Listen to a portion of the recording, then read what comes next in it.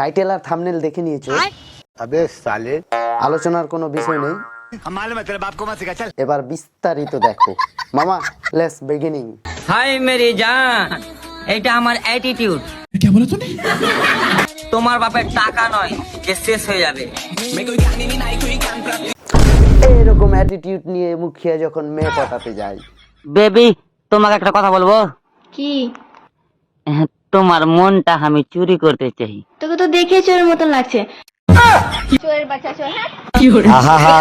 চুতিয়া ভাই, ও সরি মুখিয়া ভাই, ওই চোর বলেছে বলে বাড়া আবার হাত ফাত কাটতে যাস না জানো।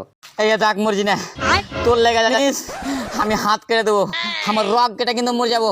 কি কি করছিস? আচ্ছা তুই আমাকে একটা কথা বল আগে, তোর গার্লফ্রেন্ড পড়ছে না কেন?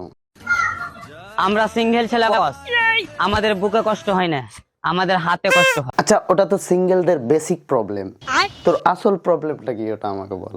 আমি একটা মিডল ক্লাস ফ্যামিলির ছেলে। তো মিডিল ক্লাস ছেলেদেরও তো থাকে গার্লফ্রেন্ড। যদি শার্ট কিনতে যাই তাহলে গেলে পেন ফেটে যায়, পেন কিনতে যাই তাহলে জুতো ফেটে যায়। আমারও এরকম প্রবলেম আছে, আমাদেরও হয় এরকম। আর তিনটা যদি 100 কিনতে যাই তাহলে বিশ্বাস করো ভাই গাঁড় ফেটে যায়। ঠিক বলেছি তো ভাই। অ্যাকচুয়ালি গাইজ এর মধ্যে কিন্তু এর একটাও কোনো কারণ নেই।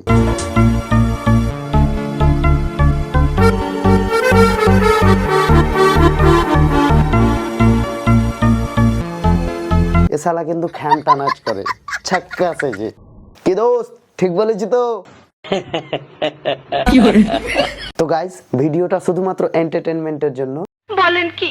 দেখো মজা নাও, বেরিয়ে যাও। তো চুতিয়াজি, সরি মুখিয়াজি, তুমি তোমার অনুরাগীদের বলে দাও যেন রাগ ভাগ না করে। বুঝবাচ্ছে তারা ভাই, আলারা কাম ধান্দা বানা দেখ ভালো করে।